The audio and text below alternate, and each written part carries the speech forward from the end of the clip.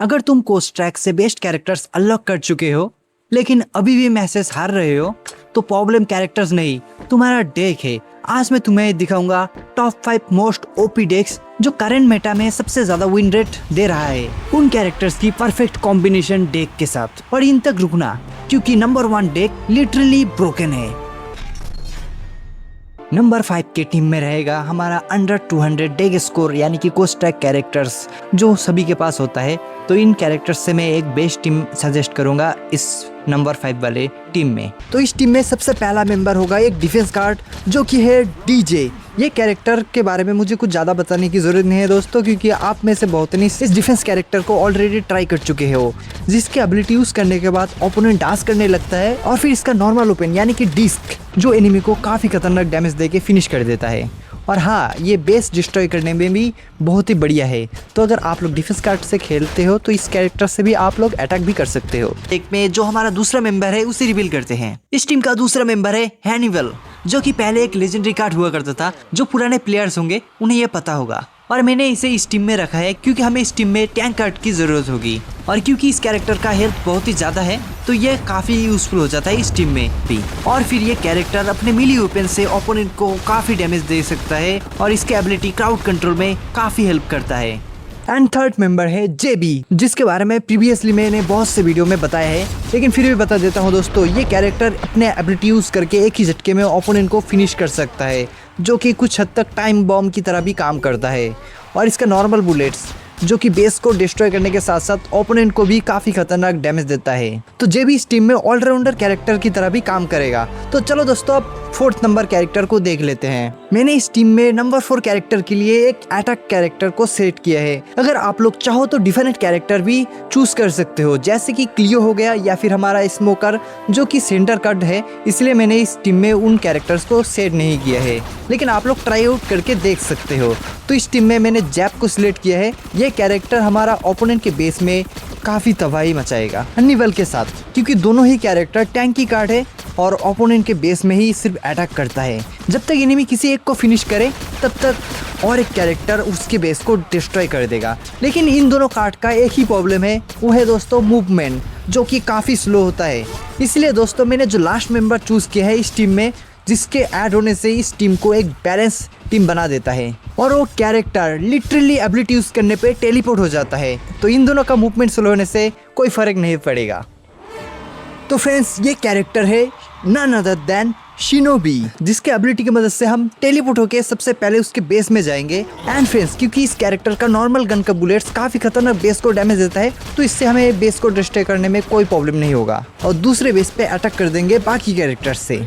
तो इस टीम से दोस्तों हम सेम स्ट्रेटेजी अप्लाई करके हर मैच खेलेंगे और ज़्यादा से ज़्यादा फास्ट एनिमी बेसेस को डिस्ट्रॉय करने की कोशिश करेंगे। इससे गाइस आप लोगों को ज़्यादा विन रेट मिलेगा, लेकिन हर बार आपका प्लान स्मूथली रन नहीं करेगा, आपका प्लेयर फिनिश हो सकता है। इसलिए बैकअप में हमारा जेबी एंड डीजे तो रहेगा ही डिफेंस कार्ड। तो चलो अब हम नेक्स्ट टीम की तरफ चलते हैं। तो फ्रेंड्स नंबर 4 के टीम में रहेगा डेक स्कोर 200 से लेके 500 के बीच जितने भी सारे कोस्ट ट्रैक के कैरेक्टर्स है उन सभी से बना हुआ एक बेस्ट टीम। चलो देखते हैं एक एक करके सभी को। तो फ्रेंड्स इस टीम में हमारा सबसे पहला मेंबर होगा श्रूमी, जिसकी एबिलिटी की मदद से हम बाकी कैरेक्टर्स की पावर, डैमेज और हेल्थ रिफिल कर सकते हैं और इसीलिए कैरेक्टर बन जाता है इस टीम का बेस्ट रशिंग कैरेक्टर। बस रश करने से पहले इसका एबिलिटी यूज करो और बाकी कैरेक्टर्स को लेके इसके एबिलिटी के बीच में जाके फाइट लो। बस आपको और कुछ नहीं करना है, आपका कैरेक्टर अमर हो जाएगा और साथ साथ में पावरफुल भी। एंड सेकंड मेंबर है एलेन, जिसकी एबिलिटी की मदद से हम इनविजिबल वॉल के थ्रू मार सकते हैं ओपोनेंट को, जिस तरीके से अभी मैं मार रहा हूँ। और हाँ, इस कैरेक्टर का मशीन गन का रेंज बहुत ही खतरनाक है। आप लोग अपने बेस से रह के ओपोनेंट के बेस के प्लेयर्स को मार सकते हो। इस कैरेक्टर में एक ही प्रॉब्लम है, इसके मशीन गन में बुलेट्स को फायर करने से पहले थोड़ा वार्म अप कर लेता है। तब तक दोस्तों हमारा बुलेट्स स्लो फायर होता है। अगर आप लोग एनिमी को मारने से पहले से ही इसका बुलेट्स फायर करने लगते हो, तब फिर कुछ टाइम बाद इसका बुलेट्स जो निकलना शुरू होता है तब रुकता नहीं, एनिमी को फिनिश करके ही रुकता है। तो फ्रेंड्स अगर आप लोग नंबर 4 के टीम को यूज़ करना चाहते हो तो एलेन को यूज़ करने से पहले इस टिप्स को ज़रूर अप्लाई करना। एनिमी को देखने से पहले आप लोगों को फायर स्टार्ट कर देना है, फिर जैसे ही सामने आ जाए उसका ख्याल नहीं। तो चलो दोस्तों इस टीम का थर्ड मेंबर को आप रिवील करते हैं। तो फ्रेंड्स हमारा थर्ड मेंबर है एक डिफेंस कार्ड और यह है दोस्तों मार्को पोलो, जिसका एबिलिटी को हम यूज करके एक ही झटके में पास्ता खिला खिला के ओपोनेंट को फिनिश कर सकते हैं।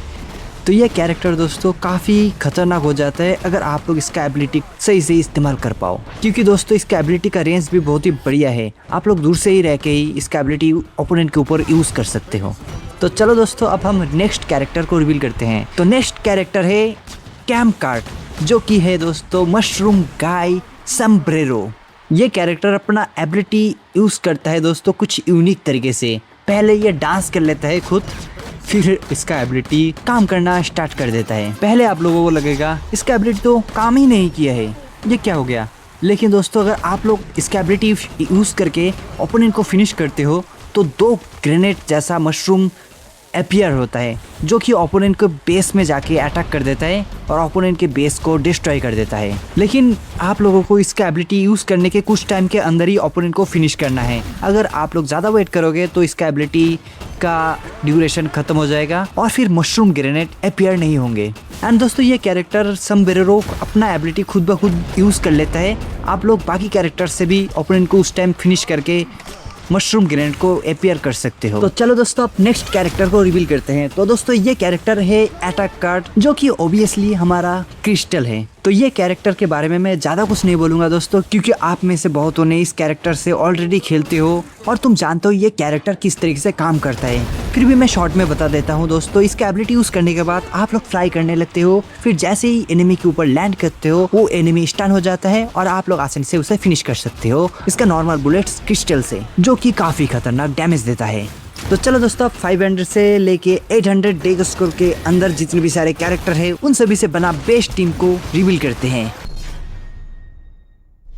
तो फ्रेंड्स नंबर 3 का बेस्ट टीम डेक को रिवील करते हैं। तो यह है हमारा पहला मेंबर इस टीम का, यह है दोस्तों सनी। और इसके एबिलिटी को हम लिटरली ट्रैप की तरह यूज कर सकते हैं। जैसे एनिमी इसके ट्रैप के आसपास से गुजरता है वो एनिमी को स्टन कर देता है और साथ साथ में डैमेज भी देने लगता है। इससे गैस एनिमी बहुत ही बुरी तरीके से पिट जाता है और ऐसा नहीं इसका ट्रैप एनिमी को आसानी से दिख जाए, इसीलिए ये कैरेक्टर और भी खतरनाक हो जाता है। और इसकी गन का नॉर्मल बुलेट्स भी ओपोनेंट को काफ़ी खतरनाक डैमेज देता है दोस्तों। अगर तुम चाहो तो इस कैरेक्टर से तुम एनिमी को ट्रोल भी कर सकते हो। यहाँ पे देखना दोस्तों, मैंने जैसे यहाँ पे ट्रैप सेट किया और नीचे चला गया, एनिमी खुद ब खुद आके दोस्तों उस ट्रैप में फंस गया और बुरी तरीके से पीट रहे हैं यहाँ पे। तो चलो दोस्तों अब नेक्स्ट कैरेक्टर को रिवील करते हैं। तो ये है दोस्तों हमारा नेक्स्ट मेंबर रेड शैडो। ये कैरेक्टर मिली ओपन कैरेक्टर है, जो कि दोस्तों पास से एनिमी को डैमेज देता है और इसका हेल्थ भी काफ़ी बढ़िया है और इसीलिए दोस्तों ये कैरेक्टर बन जाता है बेस्ट डिस्ट्रॉय करने के लिए बेस्ट अटैक कार्ड इस टीम का। लेकिन दोस्तों इसका एबिलिटी जिसे इसे और भी खतरनाक बना देता है।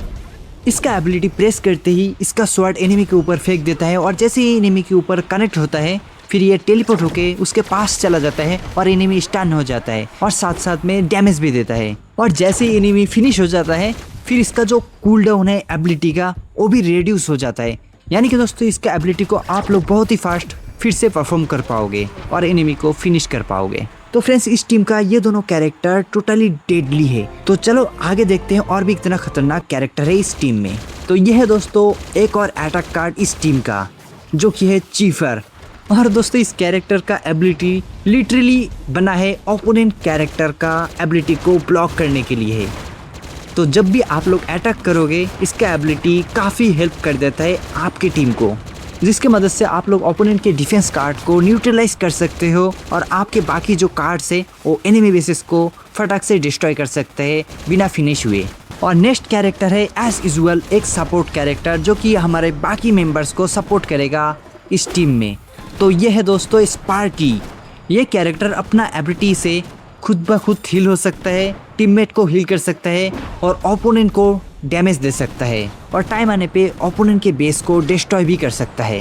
तो दोस्तों इस टीम का लास्ट मेंबर है एक डिफेंस कार्ड और वो है दोस्तों गिगागू। और इस कैरेक्टर का एक ही काम है दोस्तों, एनिमी के पास जाओ और एबिलिटी यूज़ करके फट जाओ और एनिमी को फिनिश कर दो। तो ये था हमारा नंबर 3 का बेस्ट टीम। ये जो टीम मैंने बताया है आप लोग इसमें चेंजेस कर सकते हो और आपके लिए जो बेस्ट है वो चूज कर सकते हो। और दोस्तों मैंने इस वीडियो में नंबर 2 और नंबर 1 टीम को रिवील नहीं किया है, तो वो दोनों टीम पार्ट 2 के वीडियो में आएगा। तो जल्दी से कमेंट में लिखो, अगर आपको पार्ट 2 चाहिए वो मैं कल ही अपलोड कर दूंगा।